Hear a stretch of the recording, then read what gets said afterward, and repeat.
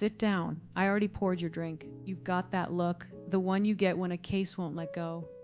No, that's not quite right. That's not your bad case face. That's the other one. The one where someone got exactly what was coming to them and you enjoyed watching it happen. Go ahead. I'm listening.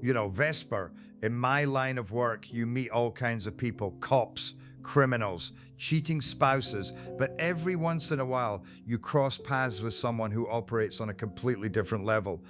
A buddy of mine, a lawyer named Marcus, pulled off something years ago that I still think about.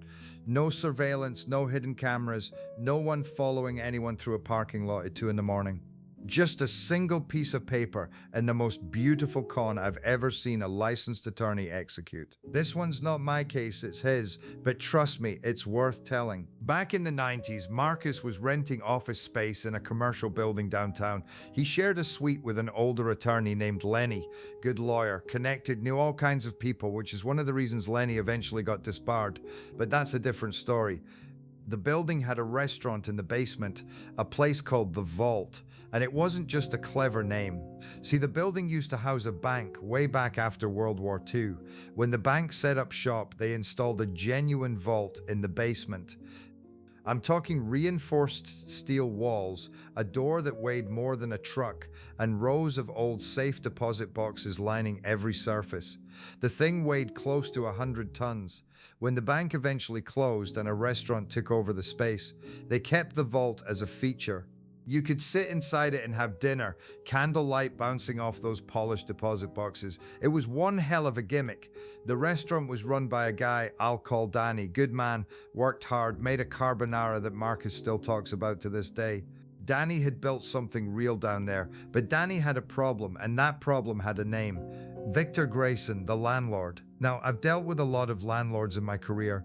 Residential ones are bad enough, slumlords who won't fix the heat, guys who install cameras where they shouldn't. But commercial landlords, they're a different breed entirely. They operate in a world with fewer tenant protections, and the worst ones know exactly how to exploit that gap. Victor was the worst of the worst. Big man, beefy. The kind of guy who ate rack of lamb with his bare hands and wiped the grease on his napkin like the napkin owed him money. Every tenant in that building had a Victor story. He'd jack up rents without proper notice. He'd pile on charges for maintenance that never happened, snow removal from 3 winters ago, parking lot repairs nobody requested, common area improvements that existed only on his invoices. And whenever anyone pushed back, Victor had one favorite move. He'd change the locks. In most jurisdictions, commercial landlords don't need a court order to lock you out. You're late on rent, you show up one morning and your key doesn't work. Your inventory is inside, your equipment is inside, your whole livelihood is behind a door you can't open anymore. Victor used that threat like a weapon. Every dispute, every disagreement, it always ended the same way. Pay up or I change the locks. Marcus had already had run-ins with him. They despised each other on sight. But Danny was the one really in trouble.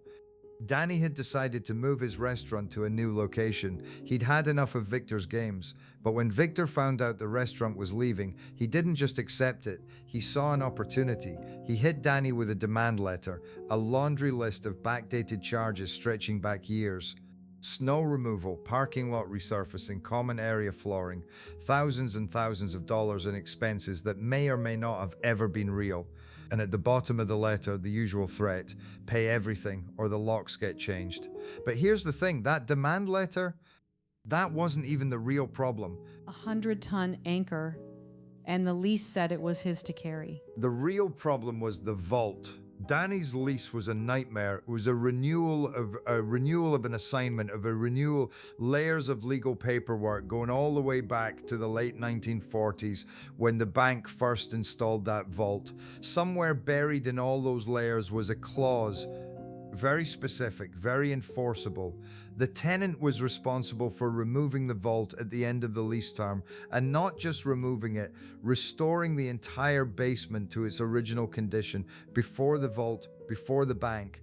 Rip out 100 tons of reinforced steel and concrete and put everything back the way it was 60 years ago. Marcus estimated the cost at well north of $200,000, maybe more. And it got worse. Danny had personally guaranteed the lease. This wasn't a situation where he could let his restaurant corporation take the hit and walk away. Danny's name was on that guarantee. His house, his savings, every dollar he'd earned making carbonara and pouring wine for 20 years, all of it was collateral. He'd already talked to a commercial real estate attorney before coming to Marcus. The verdict was unanimous: you're screwed. The guarantee was airtight, the removal clause was enforceable. Danny was looking at spending a fortune to rip out a vault he didn't want just to escape a building he couldn't stand. In my line of work, you see this pattern a lot. A bully creates a system where the other guy can't win.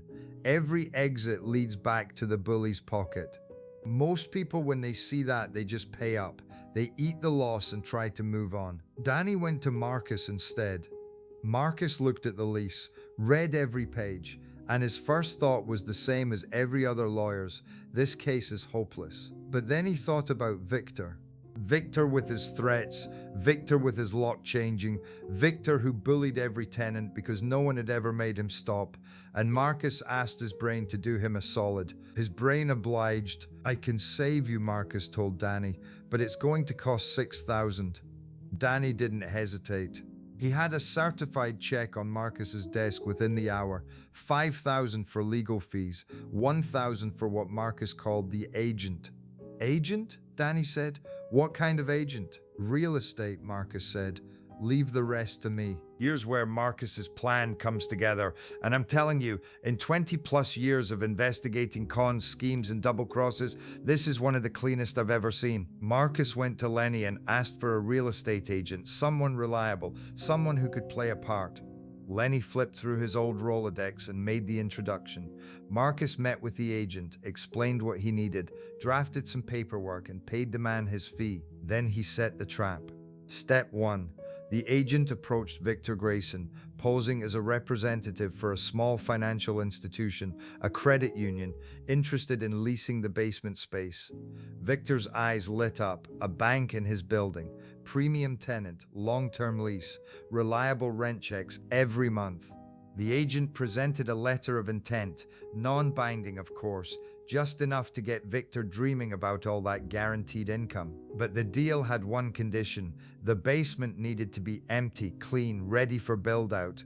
And there was a 100-ton vault in the way. Victor wasn't worried about that. Danny's lease said the tenant had to remove it. Danny would eat that cost on his way out the door. Step 2. While Victor was fantasizing about his new premium tenant, Marcus sent him a completely different letter, a formal demand, not defensive but offensive. On behalf of Danny and the Vault restaurant, Marcus demanded that Victor release all restaurant equipment and fixtures, the ovens, the freezers, the ventilation systems, everything Danny needed for his new location. And at the bottom of the list, the bank vault. Marcus formally demanded that the landlord allow Danny to remove the 100-ton bank vault within 7 business days. Think about that for a second. Danny didn't want the vault. Removing it was going to bankrupt him.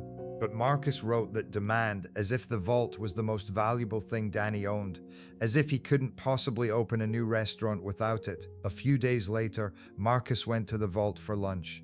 Danny grabbed him at the door. "The landlord's here," Danny whispered. "Eating lunch." Being an asshole, they sat in the vault room with the door pulled almost shut. Pasta, red wine. Marcus laid out the plan. Danny stared at him like he'd lost his mind. "You think reverse psychology is going to work on this guy? You think you can manipulate him like a child?" "We'll find out," Marcus said. "He's had the demand for 2 days." Danny almost dropped his wine glass. "You already sent it?" Marcus just smiled. They walked over to Victor's table. The landlord sat alone, tearing into a rack of lamb with his bare hands. Grease on his fingers. Grease on the napkin. Grease on his chin.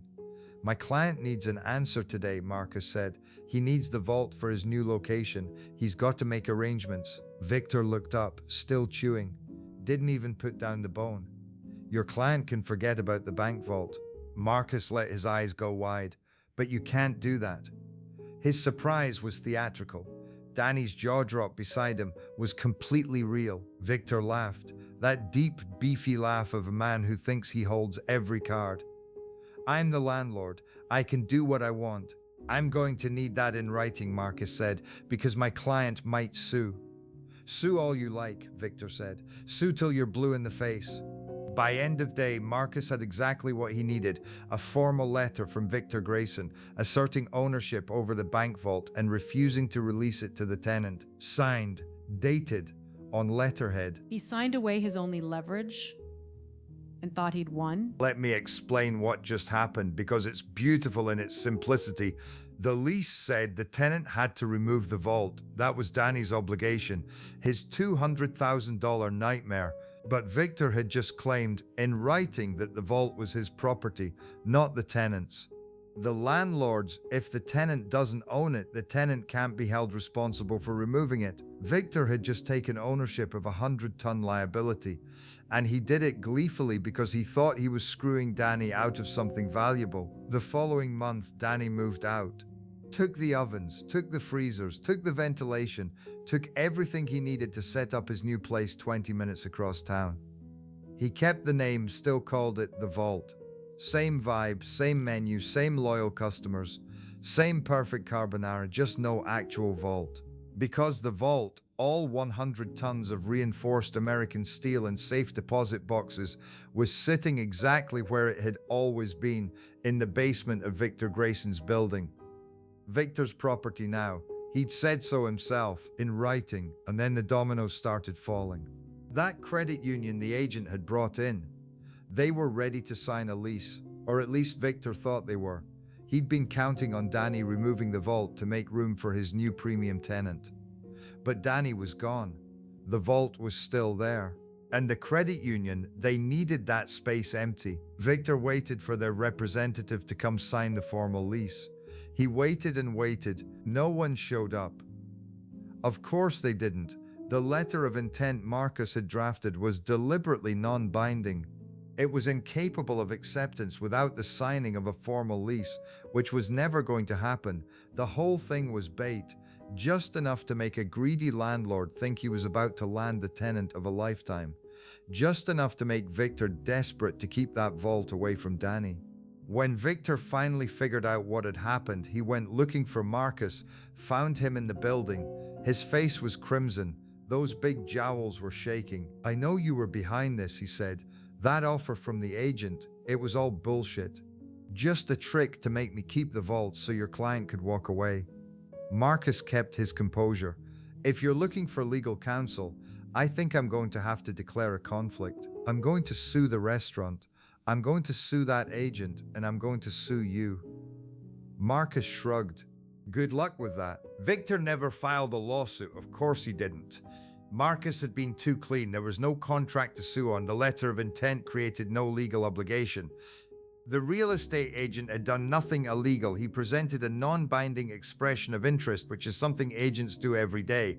And all Marcus had done was send a letter demanding that his client be allowed to take his vault. The landlord said no. The landlord claimed it.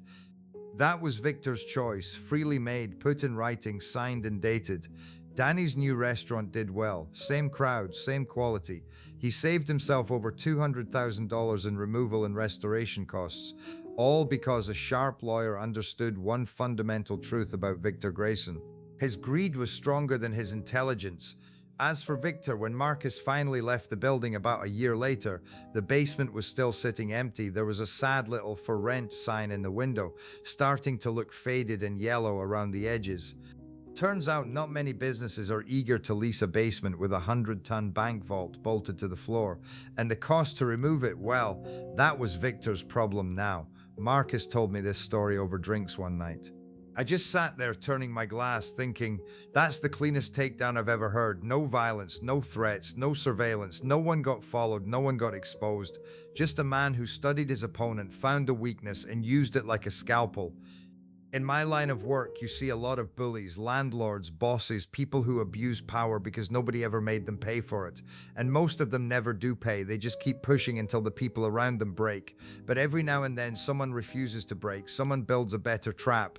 That vault is probably still sitting in that basement right now. 100 tons of reinforced steel. Victor's property, Victor's problem. And that Vesper is what I call justice served cold. 100 tons. That's quite a souvenir. You know what I find fascinating about humans? You're so predictable in your greed. Tell a man he can't have something and he'll fight to keep it, even when keeping it is the punishment, especially when keeping it is the punishment. So here's what I want to know. If someone offered you the keys to your own cage, would you be clever enough to refuse them, or would you lock yourself inside and call it winning? Same time next week, I'll be here. I always am.